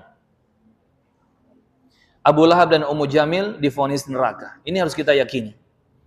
Yang kedua, jamaah rahimakumullah, ada si Fir'aun. Allah berfirman di surah An-Nazi'at ayat 25, ayat 26, فَأَخَذَهُ اللَّهُ نَكَالَ الْآخِرَةِ وَالْأُولَى إِنَّ فِي ذَلِكَ لَعِبْرَةً لِمَنْ يَخْشَى. Juga disebutkan di surah Ghafir ayat ke-46, An-naru yu'raduna 'alaiha ghuduwwan wa 'ashiyya wa yawma taqumus saa'ah adkhilu ala fir'auna asyaddal 'adzab. Ini yang lebih jelasnya. An-nar, api neraka itu yu'radun, ditampakkan, diperlihatkan kepada Fir'aun dan bala tentaranya yang kafir. Di setiap ghuduwan, pagi, wa 'ashiyya dan sore hari. Wa yauma taqumus saa'ah, dan pada hari kiamat akan dikatakan adkhilu ala fir'auna asyaddal 'adzab, masukkan Fir'aun dan kelompoknya kepada azab dan siksa yang lebih keras. Na'udzubillah. Maka jelas si Fir'aun dan kelompoknya, bala tentaranya yang sama-sama kafir divonis neraka, dan ini harus kita yakini. Yang ketiga, ada si Haman.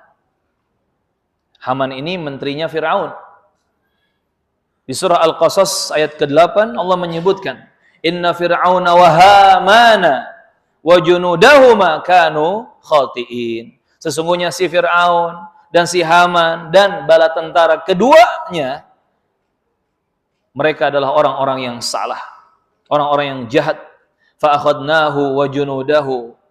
Maka kami menyiksa mereka dan juga menyiksa bala tentara mereka, dan seterusnya. Ini ayat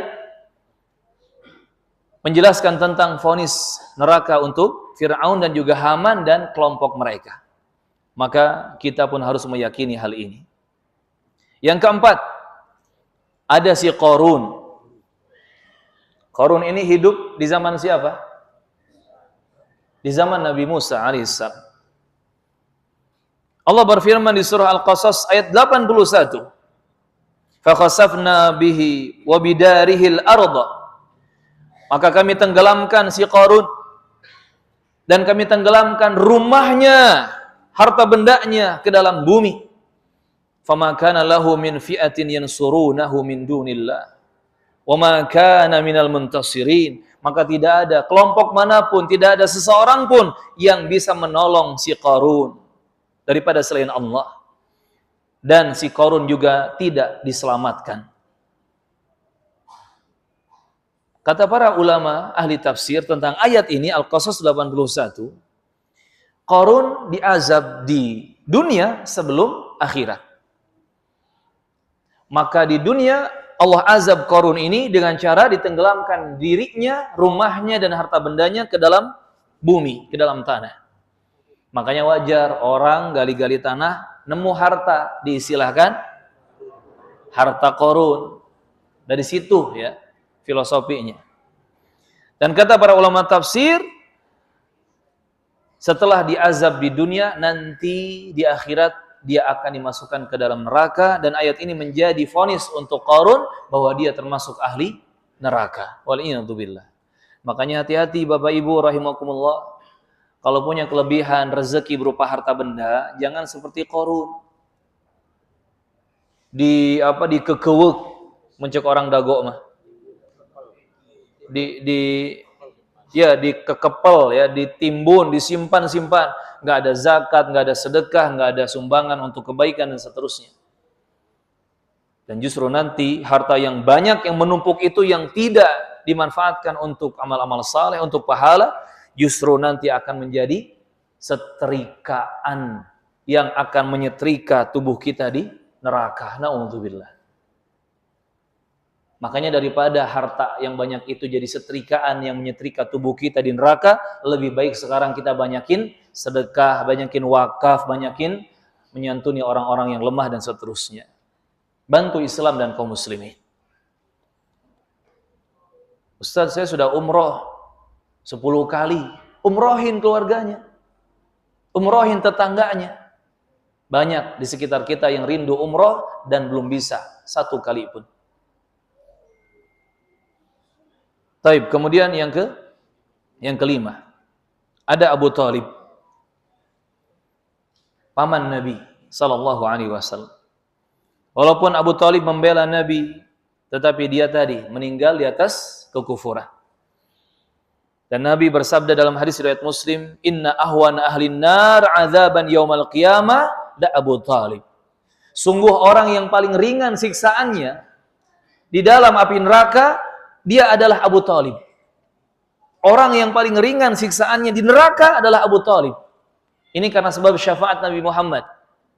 Nabi Muhammad minta kepada Allah setelah dilarang istighfar, minta ampun, maka Nabi Muhammad minta agar azab Abu Thalib diringankan.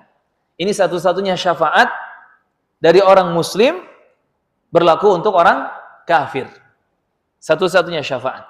Dan tidak berlaku kepada orang kafir lainnya. Hanya untuk Abu Thalib.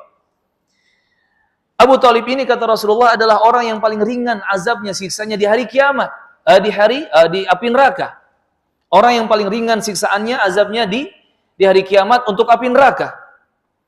Walahu na'lani min narin yaghli minha dimagu. Seperti apa azab yang paling ringan di api neraka di hari kiamat nanti? Dipakaikan kepadanya alas kaki dari api neraka. Yaghli minha dimagu, lalu mendidih otak di kepalanya. Yang terkena api neraka hanya bawah kakinya, alas kakinya, telapak kakinya saja. Punggung kakinya juga tidak terkena mungkin. Hanya alas kakinya saja yang terkena api neraka, tetapi sampai mendidih otak di kepalanya. Maka tak terbayang betisnya gimana. Pahanya, pinggangnya, perutnya, dadanya, tangannya seperti apa, leher kepalanya. Karena ternyata otak di kepalanya saja sampai mendidih. Dan itu ahwan, azaban, siksa yang paling ringan di api neraka di hari kiamat nanti. Na'udzubillah. Maka dari sini kita harus meyakini Abu Thalib sudah divonis neraka. Yang keenam, jamaah rahimakumullah, ada si Abu Jahal. Namanya Amr bin Hisham. Amr bin Hisham, Abu Jahal. Disebutkan dalam hadis riwayat Ahmad. Hadza fir'aunu hadhil ummah. Amr bin Hisham atau Abu Jahal ini, dia adalah fir'aunu hadhil ummah, fir'aunnya umat ini.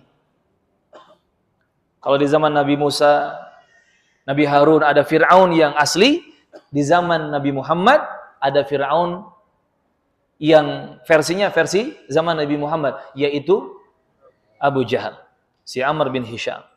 Maka kata para ulama, ketika disebutkan seperti itu, inilah Fir'aunnya umat ini, maka dia divonis neraka oleh Rasulullah sallallahu alaihi wasallam. Karena memang Abu Jahal ini terbunuh di perang Badar dalam keadaan kafir. Dan orang kafir jelas neraka bagi mereka. Yang ketujuh, ada si iblis, laknatullah alaihi, dan seluruh setan-setan yang menjadi tentaranya. Allah berfirman di surat Shad ayat 77 dan seterusnya. Qala fakhruj minha fa innaka rajim wa inna 'alaika la'nati ila yaumiddin. Juga di surat Shad ayat ke-85 Allah menyebutkan la'amla'anna jahannama minka wa mimman tabi'aka minhum ajma'in. Sungguh aku akan mengisi neraka jahanam itu denganmu wahai iblis, dan dengan orang-orang atau siapapun yang mengikutimu dari mereka seluruhnya akan dijadikan kayu bakar api neraka. Maka iblis dan pengikutnya dari kalangan jin ataupun manusia yang mengikuti jalannya iblis, maka divonis neraka oleh Allah Subhanahu wa taala. Yang terakhir, yang ke-8, mungkin kita batasi sampai poin ke-8 saja. Semua kaum-kaum terdahulu yang kafir, yang mati di atas kekufuran dan kesyirikan. Seperti siapa? Umatnya Nabi Nuh yang ditenggelamkan. Kaumnya Nuh yang ditenggelamkan. Kaum Ad. Umatnya siapa kaum Ad? Nabi Hud. Nabi Hud. Kemudian kaum Thamud. Umatnya siapa? Baru Nabi Saleh. Thamud, umatnya Nabi Saleh. Termasuk kaum Lut. Kaum Lut, umatnya Nabi Lut. Termasuk Ashabul Aikah. Kaumnya siapa Ashabul Aikah? Nabi Syuaib. Ashabul Aikah. Dan ini disebutkan dalam ayat Al-Quran, ya kan? Kaum Nuh, kaum Lut, termasuk tadi Ad, Thamud, Ashabul Aikah, mereka Allah vonis neraka. Karena apa? Karena kekufuran mereka dan karena kedurhakaan serta kebejatan-kebejatan mereka dalam hidup di dunia. Maka yang seperti ini, jika jelas vonisnya dalam dalil Quran ataupun hadis-hadis yang sahih, kita pun harus meyakininya. Intinya jelas jamaah rahimakumullah, kita tidak memvonis surga atau neraka tanpa dalil yang sahih dan sari. Namun jika ada dalil yang sahih dan sari dari Allah dan Rasulnya menyatakan vonis surga atau neraka, maka kita pun wajib untuk mengimani dan meyakininya. Itulah akidah Ahlussunnah wal Jamaah, sehingga kita tidak sembarangan, tidak asal-asalan dalam memvonis surga atau neraka. Dan yang pasti kata Rasulullah sallallahu alaihi wasallam, siapa yang minimal 3 kali berdoa minta dijauhkan dari neraka, maka Allah akan selamatkan dia dari neraka. Allahumma ajirni minan nar, Allahumma ajirni minan nar, Allahumma ajirni minan nar. Dan siapa yang minimal 3 kali minta surga kepada Allah, maka Allah akan masukkan dia ke dalam surga. Allahumma inni as'alukal jannah, Allahumma inni as'alukal jannah, Allahumma inni as'alukal jannah. Silakan jika ada pertanyaan.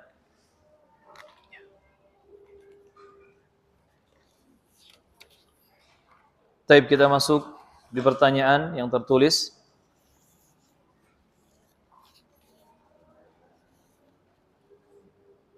Assalamualaikum warahmatullahi ahsanallahu ilaikum ya Ustaz. Waalaikumsalam warahmatullahi wabarakatuh. Wa ahsanallahu ilaikum ya ahbabi al-kiram. Bagaimana dengan seseorang yang kita ketahui dia muslim namun tidak pernah melihatnya salat?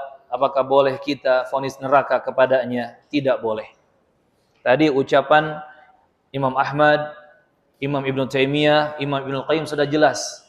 Narju lil muhsin wa nakhafu 'alal musii. Kita mengharapkan kebaikan bagi yang baik, bagi orang yang baik, dan mengkhawatirkan keburukan bagi orang yang berbuat buruk. Tidak boleh memvonis hanya gara-gara kita tidak melihatnya sholat. Dan ingat, apa istilahnya, dunia tak selebar daun kelor. Memangnya kita ini mengawasi dia 24 jam. Memangnya antum nggak tidur? Memangnya antum nggak mancing? Memangnya antum nggak goes sepeda? Karena ada waktunya antum sibuk sendiri ya. Maka urusan ibadah pribadi, ibadah seseorang serahkan kepada Allah Azza wa Jalla. Yang pasti tadi, harapkan kebaikan bagi orang yang baik, khawatirkan keburukan atas orang yang buruk, artinya mendoakan keselamatan bagi saudara kita kaum muslimin. Jadi jangan ya sembarangan memvonis, jangan sembarangan memvonis seperti itu. Barakallahu fikum. Ketika kita diundang makan oleh teman kita yang berulang tahun, tapi ulang tahunnya itu sudah lewat beberapa hari, bolehkah kita datang ke undangan tersebut? Undangan makan tersebut bukan pas hari rayanya atau bukan pas hari haknya. Harus diperjelas. Ini momentum apa? Ini tujuannya apa? Karena bisa jadi orang merayakan 25 Desember tapi 1 Januari. Alasannya apa? Dirapel. Biar budgetnya minim misalnya. Tetap nggak boleh. Maka diperjelas, ini undangan makan apa? Hah? Kalau momentumnya masih ulang tahun juga ya sama saja. Mau lewat sehari, mau lewat sepekan, sebulan, bahkan lewat setahun. Ya. Karena kata Rasulullah, innamal a'malu binniyat. Amalan tergantung niatnya. Niatnya apa? Ya, barakallahu fikum. Dan kalau masih ada urusan atau berkaitan dengan hal-hal ulang tahun tadi, maka lebih baik dan lebih selamat untuk kita dihindari. Wallahu a'lam.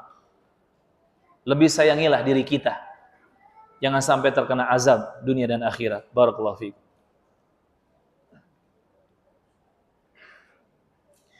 Apa hukumnya menyemen atau meninggikan kuburan?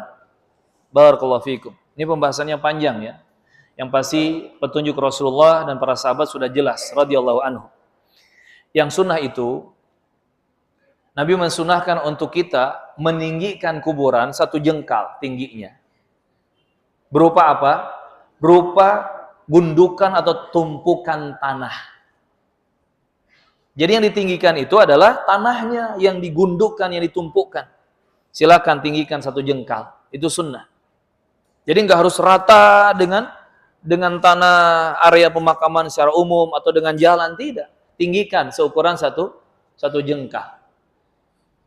Dan juga boleh ya ditandai bagian kepalanya atau dengan kakinya.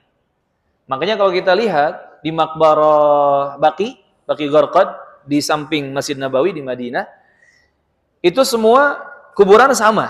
Mau dia raja, mau dia menteri, mau dia rakyat biasa, mau orang kaya, mau orang miskin, sama semua. Kuburannya hanya gundukan tanah dan memang ditinggikan gundukannya, walaupun kalau saya takar tidak sampai sejengkal, kurang dari sejengkal. Dan diberi tanda batu, hanya batu saja, seonggok batu di bagian atas kepala dan bawah kaki. Perbedaannya, kalau batunya 1, itu jenazah laki-laki, katanya. Kalau batunya 2, atas dan bawah, kepala dan kaki, itu jenazah perempuan, katanya. Seperti itu perbedaannya. Dan tanpa ditulisi. Tidak ada batu nisan, ya, dikasih nama siapa, lahir di mana, kemudian wafat di mana, apalagi nomor WhatsApp, ya, Instagram, Nggak ada ditulis seperti itu. Emangnya mau WhatsAppan di kuburan? Nggak bisa, nggak boleh. Maka nggak perlu ditulis nama pun nggak perlu. Termasuk kata Rasulullah, jangan dibangunkan bangunan di atasnya. Tadi semen, tembok, batu bata, batako. Kalau sekarang apa? Hebel mungkin ya.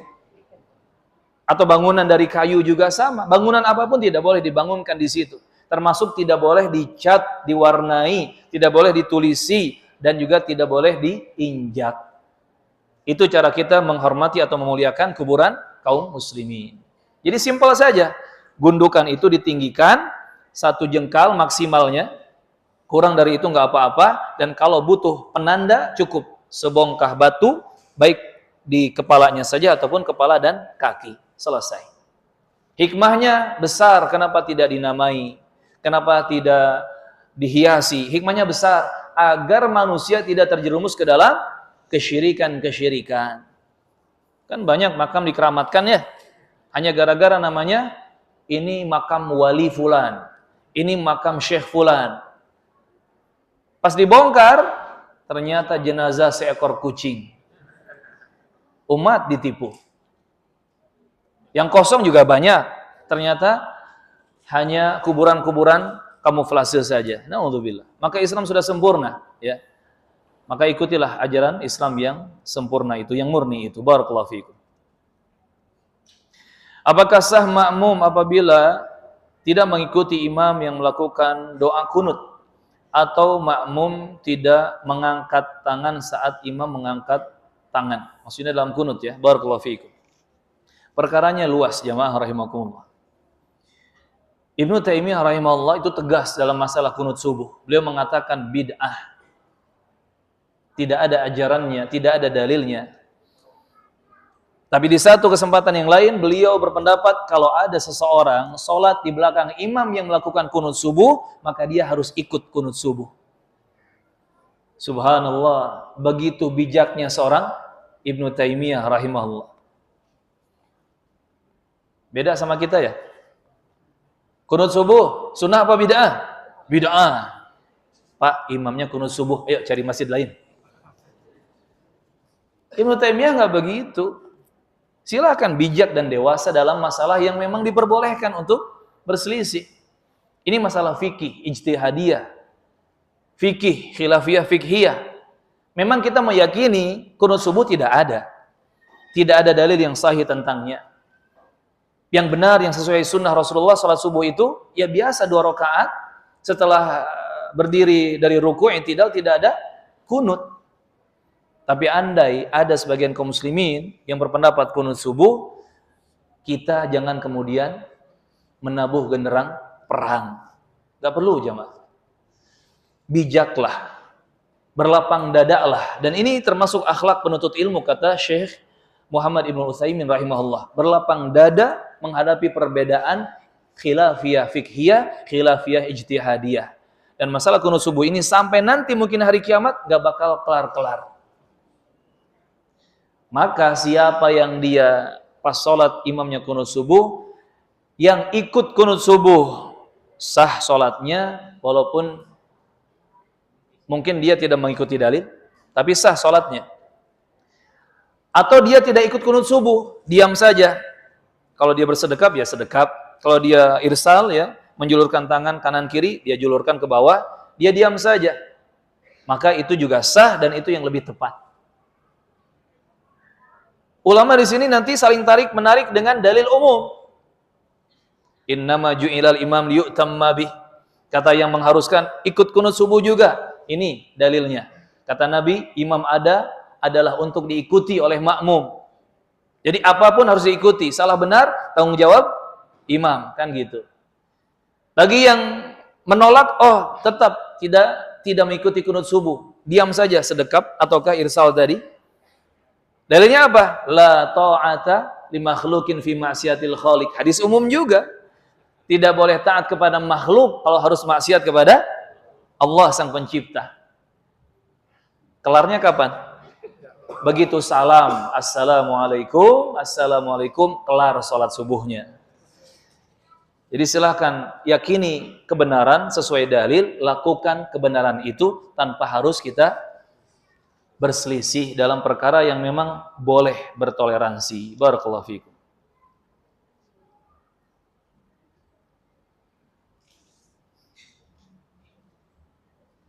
Apabila orang pernah melakukan dosa besar lalu ia bertobat nasuha, apakah orang tersebut masih disiksa dulu di neraka ataukah bisa langsung masuk surga?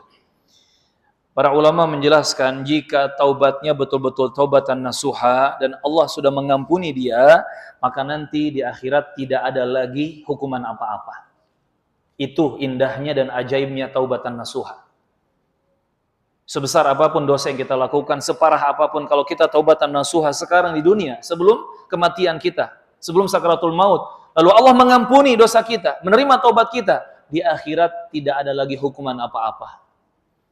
Dan itu yang akan dialami oleh orang-orang yang ditegakkan kepada mereka hukum jinayat, hukum-hukum Islam secara hudud. Potong tangan, rajam, apalagi cambuk, kisos, yang sudah ditegakkan hukum seperti itu, sudah mereka tidak terkena hukuman lagi di akhirat. Ini keyakinan Ahlus Sunnah wal Jamaah. Dan tadi teringat faidah di kajian waktu subuh tadi di Karawaci, kita membahas tentang pentingnya menjadi anak soleh, menjadi anak yang membanggakan untuk orang tua. Ada faidah dari Al Hasan Al Basri rahimahullah. Beliau mengatakan birrul walidain kafarah lil kabair. Bakti seorang anak yang soleh kepada orang tuanya, dia berbuat baik kepada orang tuanya, amalan ini itu akan menggugurkan dosa-dosa besar sekalipun. Jadi kalau ingin bertobat dari dosa-dosa besar, ini salah satu jalan pintasnya. Perbaiki akhlak kita kepada orang tua. Berbaktilah kepada orang tua kita, baik yang sudah wafat, apalagi yang masih hidup. Barakallahu fikum. Selanjutnya seorang istri yang diam-diam menyisihkan uang belanja tanpa sepengetahuan suami. Lalu uang tersebut buat beli baju istri. Apakah istri tersebut berdosa? Diam-diam menyisihkan uang belanja tanpa sepengetahuan suami. Ya, barakallahu fikum. Ini kembali kepada akad antara suami dan istri. Kalau ada akad secara umum, kalau ada sisa uang belanja, ada lebihnya sedikit, buat Umi ya. Nanti Umi manfaatkan. Kata abinya, oh boleh silakan, halal, nggak jadi masalah. Maka ada lebihnya disisihkan, kemudian digunakan untuk kepentingan pribadi, nggak jadi masalah. Tapi kalau suaminya mewanti-wanti dengan tegas bahkan, ini uang belanja hanya untuk belanja. Ingat, hanya untuk belanja. Nggak boleh untuk nyeblak, nggak boleh untuk ngebahso, nggak boleh untuk jalan-jalan, pokoknya untuk belanja. Maka jagalah amanah itu, digunakan hanya untuk belanja. Tapi Ustaz, suami saya ini nggak ada ngomong apa-apa, dan lumrahnya watak dia ini tidak mempermasalahkan uang belanja digunakan apapun. Oh, berarti sudah ada izin kalau begitu secara umum, nggak jadi masalah, silahkan. Intinya kembalikan kepada akad antara suami istri dan bangun komunikasi. Apa susahnya sih ngomong sama suami? Ini lebihnya boleh nggak disisihkan, kan gitu. Mau untuk sedekah, mau untuk tadi nyeblak, ngebaso ya, mau untuk apa? Nabung, mau untuk berbakti ke orang tua, apa susahnya? Bertanya kepada suami. Bahkan kalau suaminya baik, oh ada acara apa? Oh ada kebutuhan apa? Nih, abi tambahin, kan gitu. Ya. Dan itu suami yang diharapkan oleh istri-istri. Kita sebagai suami harus peka ya. Ketika mereka ngobrol, curhat, bicara, laporan, di situ juga ada maksud yang tersembunyi. Kita harus peka. Ya, intinya saling bersinergi untuk kebaikan dan jaga komunikasi. Wallahu a'lam. Terakhir,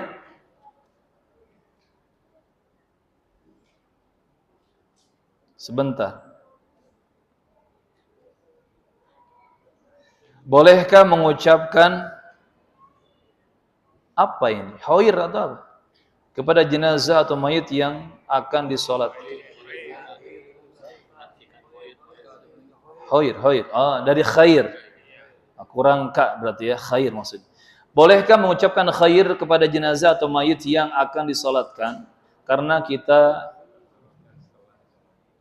tidak mengetahui perilaku mayit selama hidupnya. Maksud ucapan khair ini apa? Iya, artinya baik. Maksudnya bersaksi orang ini baik. Baik, barakallahu fikum. Kalau hanya sekadar mempersaksikan teman kita meninggal, keluarga kita meninggal, atau bahkan orang yang kita cintai meninggal, lalu kita bicara atau kita tulisan ya, status misalkan kalau sekarang, saya mempersaksikan bahwa fulan ini baik.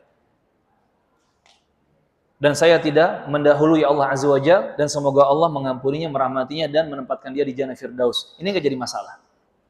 Persaksian kita untuk orang yang sudah meninggal tentang kebaikannya, itu boleh. Saya dapat faedah kemarin, semakin menguatkan ilmu yang telah kami pelajari. Hari Rabu kemarin, Rabu pada asar itu, alhamdulillah di Ma'had kami Al-Islam Cileunyi, biasa rutinan 2 pekan sekali, guru kami, orang tua kami, Al-Ustadz Abu Haidar As-Sundawi, hafidhahullah, mengisi di Ma'had kami, di ponpes kami. Setelah kajian selesai, sekitar jam 5:30 sore, ada pertanyaan dari para santri, di antaranya bertanya tentang, ya Ustadz, tolong sebutkan keutamaan Ustadz Yazid Jawas rahimahullah ta'ala. Lalu Ustadz Abu Haidar hafidhahullah menjawab sesuai dengan kapasitas ilmu yang beliau miliki. Didoakan Ustadz Yazid di situ, disebutkan kebaikan-kebaikan Ustadz Yazid, disebutkan kelebihan-kelebihan Ustadz Yazid, sampai beliau menyampaikan kalimat yang di hari-hari ini sepertinya belum ada sosok pendakwah yang seperti Ustadz Yazid Jawas rahimahullah. Itu pengakuan dari Ustadz Abu Haidar hafidhallahu ta'ala. Lalu saya teringat faidah para ulama, boleh mempersaksikan kebaikan seseorang yang sudah meninggal dunia. Yang tidak boleh itu yang masih hidup. Karena orang yang masih hidup kita belum tahu akhirnya seperti apa. Husnul atau su'ul khatimah. Kita belum tahu. Makanya benar Rasulullah mengatakan kalau ada saudaramu memujimu di hadapanmu, lempar dia dengan apa? Dengan pasir. Dengan pasir dilempar, karena pujian itu membunuh. Pujian itu membahayakan orang yang masih hidup. Ya. Tetapi untuk yang sudah meninggal dunia dan kita tahu kebaikannya, boleh kita mengakui kebaikan tersebut, kelebihan tersebut, termasuk tadi mempersaksikan kebaikan-kebaikannya. Jadi kalau ucapan khair hanya sebatas persaksian, itu mubah, boleh-boleh saja. Tapi momentumnya diperhatikan. Ketika diharuskan dan dikhususkan ucapan itu ada, ketika akan melakukan sholat jenazah, ini dalilnya mana? Bisa difahami? Ucapan khairnya mempersaksikan kebaikan orang yang meninggal dunia dan kita tahu dia ini orang baik, gak jadi masalah. Antum tulis status, antum bicara di hadapan manusia, antum bicara kepada orang-orang, dia orang baik, kita doakan, dia orang baik, kita doakan ampunan dan rahmat dan seterusnya, silahkan. Tapi untuk lafaz khusus yang dikhususkan di waktu khusus dan momentum khusus, butuh dalil khusus. Dalilnya mana? Contoh misalkan seperti ketika akan ditegakkan sholat gerhana. Ada nggak panggilan khusus dari muadzin? Ada. As-salatu jami'ah. Boleh dipanggilkan seperti itu. As-salatu jami'ah. Ayo kita salat berjamaah. Bukan adzan. Tapi lafaz as-salatu jami'ah. Cukup itu saja. Kenapa dipanggilkan seperti itu? Dulu para sahabat demikian melakukannya. Nah, ketika kita akan mensolati jenazah, lalu kita mengucapkan khair. Pernah enggak para sahabat mengucapkannya? Pernah enggak Rasulullah atau Abu Bakar, Umar, Utsman, Ali ketika akan mensolati jenazah Rasulullah mengatakan khair? Tidak pernah. Maka jangan dikhususkan lafaz itu mengiringi momentum sholat jenazah. Bisa difahami? Khawatir jatuhnya kepada bid'ah. Tapi untuk mempersaksikan boleh-boleh saja. Bahkan ketika Rasulullah wafat di rumah Aisyah radhiyallahu anha, Abu Bakar datang masuk ke rumah, ke kamar Aisyah. Abu Bakar membuka kain penutup wajah Rasulullah. Ketika dibuka, disingkap, Abu Bakar menangis, sedih dan mengatakan, "Tibta hayyan wa mayyita ya Rasulullah." Oh ya Rasulullah, tibta hayyan wa mayyita, sungguh engkau betul-betul indah baik ketika hidupmu ataupun setelah matimu. Ini pujian bukan? Persaksian bukan? Boleh. Sampai Abu Bakar mencium kening jenazah Rasulullah sallallahu alaihi wasallam. Bisa difahami ya? Barakallahu fikum. Hati-hati. Antara dosa dan pahala biasanya tipis. Antara haram dan halal biasanya tipis. Antara sunnah dan bid'ah biasanya tipis. Maka tipis inilah yang harus kita pelajari ilmunya. Semoga Allah terus membimbing kita. Semoga Allah mengampuni dan merahmati kita semua. Mohon maaf jika ada salah dan kurang. Semoga jamaah sehat selalu, lahir dan batinnya. Dimudahkan segala urusan-urusannya oleh Allah Azza wa Jalla. Dan diberi kecukupan untuk urusan dunia dan akhiratnya. Allahumma amin. Subhanakallahumma wa bihamdik. Ashhadu an la ilaha illa anta. Astaghfiruka wa atubu ilaik. Wassalamualaikum warahmatullahi wabarakatuh. Jazakumullahu khairan.